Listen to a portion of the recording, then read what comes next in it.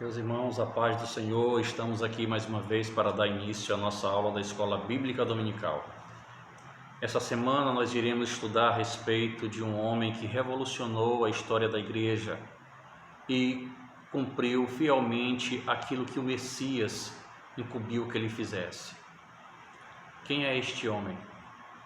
Este homem é Paulo de Tarso.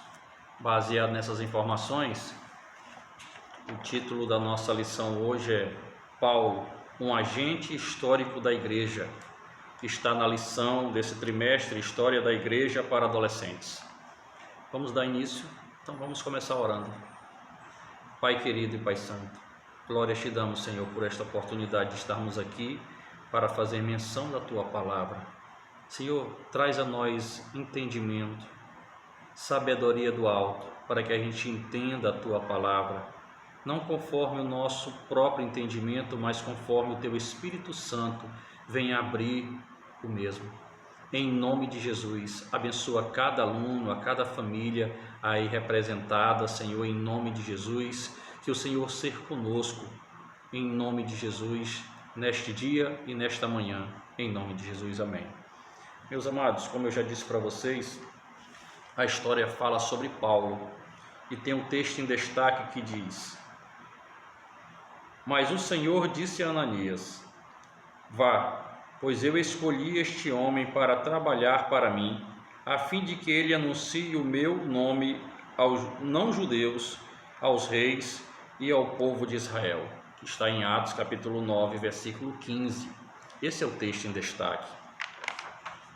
E a gente tem por objetivo aqui mostrar a mudança também da vida de Paulo, o que Paulo foi, o que Paulo era e ele passou a ser, tá? E assim, a partir do momento que Cristo chega na vida, que ele entra, há uma mudança, há uma necessidade de mudança dos comportamentos anteriores, porque aquilo que eu fazia de errado, quando Cristo chega, eu não faço mais. Assim aconteceu com Paulo, assim aconteceu com Zaqueu, que Zaqueu era trapaceiro, Zaqueu era um cobrador de imposto. Então, quando Jesus chega na casa dele, ele se sente constrangido e aí ele passa a ter outro comportamento, divide os seus bens com os pobres, e quando ele roubou, ele disse que ele ia dar parte do seu dinheiro a quem ele tivesse fraudado. Então, quando Cristo chega, há uma transformação, há uma mudança. Assim deve haver em nós uma mudança, assim como houve com Paulo. E quem era Paulo? Paulo era um judeu, também romano, da parte do pai dele, como ele disse em Atos capítulo 22, e ele nasceu em torno de 5 a 10 depois de Cristo, na cidade de Tarso, na região do Império Romano, hoje conhecido como a região da Turquia. Estudou aos pés de Gamaliel. Quem era Gamaliel? Gamaliel era um excelente professor da época, que conhecia muito bem a lei de Moisés, e ele foi instruído por Gamaliel, vamos dizer assim, como se fosse a melhor faculdade da época, porque ele conhecia bem a lei de Moisés. E depois que ele cresceu, ele virou fariseu.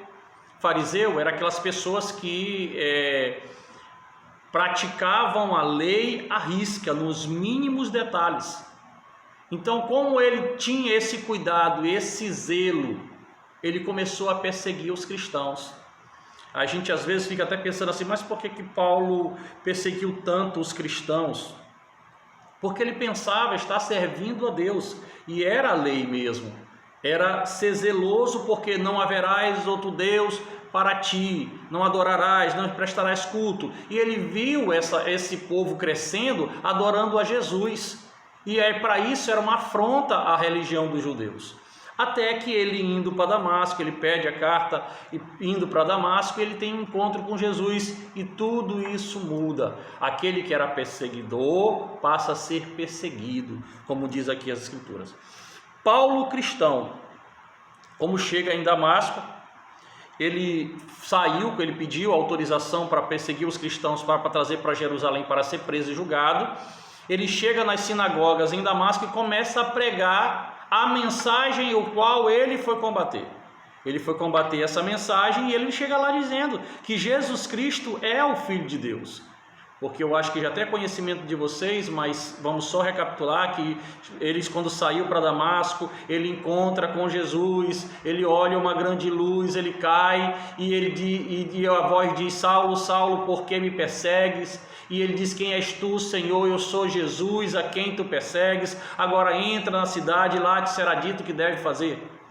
Então, Paulo, ele vai para Damasco e tem esse encontro com Jesus, e houve, a partir daquele momento, uma mudança na vida de Paulo. É esse ponto também que eu quero trazer para nós essa manhã, que há necessidade de mudança. Quando Cristo entra em nossas vidas, a gente tem que ter mudança, que se infelizmente eu ou você não mudamos o comportamento a partir do momento que tivemos o encontro com Cristo, eu quero dizer que infelizmente nós não tivemos esse encontro com Cristo, porque quando Cristo chega, assim eu iniciei a lição, quando Cristo chega, há uma mudança nas nossas vidas.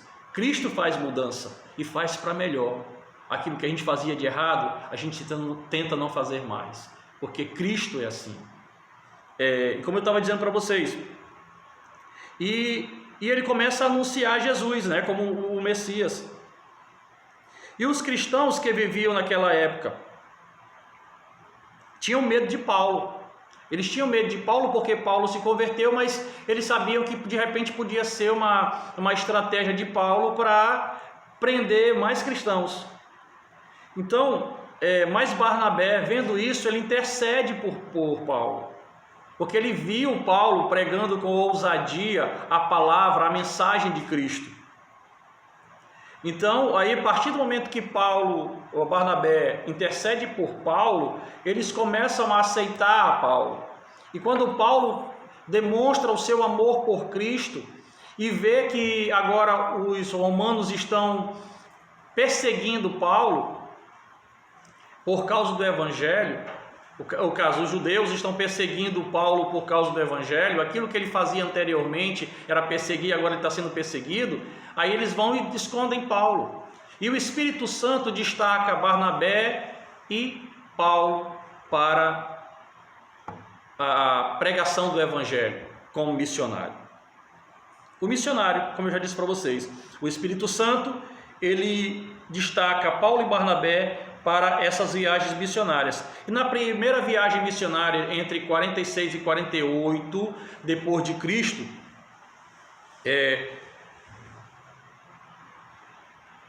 depois de Cristo, ela inicia-se na Antioquia. Uma coisa, detalhe que eu observei, que ela começa na Antioquia e retorna para Antioquia, né? E isso aconteceu, que do Espírito Santo destacou. Já na segunda, acontece entre 49 e 52.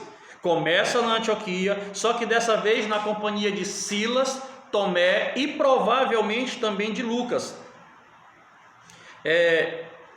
Nesta viagem, o Evangelho ele chegou até a Europa. Foi nessa segunda viagem que ele foi expandido e chegou até a Europa. Já na terceira viagem, aconteceu entre 53 e 57. Começa também na Antioquia, mas porém termina em Jerusalém, aonde toda a região da Ásia, tanto judeus como não judeus, também ouviram a mensagem do Evangelho. Aí, eu quero destacar para vocês também é que as Escrituras, todas elas foram inspiradas pelo Espírito Santo. E Paulo, por sua vez, ele escreveu 13 cartas ao povo, que começa em Romanos e vai até Filemon. As cartas que o Espírito Santo inspirou Paulo a escrever, ela deixou muitas instruções para nós, para os cristãos daquela época, para os cristãos de hoje, e se assim o Senhor não tiver voltado, para os cristãos das gerações que virão.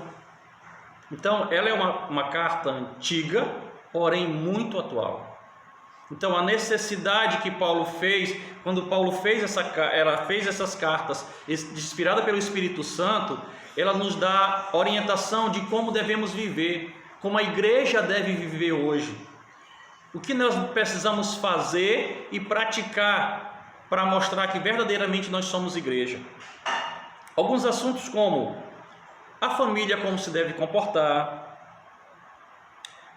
sobre a ressurreição dos mortos, a ceia do Senhor, Cristo, a cabeça da igreja, o marido como tratar a esposa como tratar o marido, o pai como tratar o filho como tratar o pai e tantos outros. Isso serve de exemplo para nós. Aquilo que nós tínhamos de ruim, nós devemos deixar, porque aqui um dos objetivos que enfatiza assim a mudança do caráter de Paulo. Paulo mudou de perseguidor para perseguido, porque ele sabia que ele tinha que cumprir a vontade do Senhor.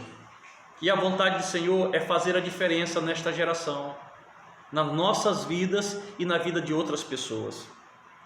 E eu quero ler com vocês aqui já a conclusão, que diz o seguinte: apesar de todas as perseguições, Paulo nunca desistiu de fazer a vontade do Senhor, que o encontrou quando ele estava indo para a cidade de Damasco. Foi apedrejado, chicoteado, preso, passou fome e frio, o barco onde estava afundou e foi abandonado pelos seus amigos, mas passou por tudo isso com alegria, pois dizia: com a força que Cristo me dá, posso enfrentar qualquer situação. Entre os anos 64 e os 68, por ordem do imperador Nero, o apóstolo Paulo foi decapitado na prisão pouco antes de morrer, e saber que havia cumprido toda a missão, disse: combati o bom combate,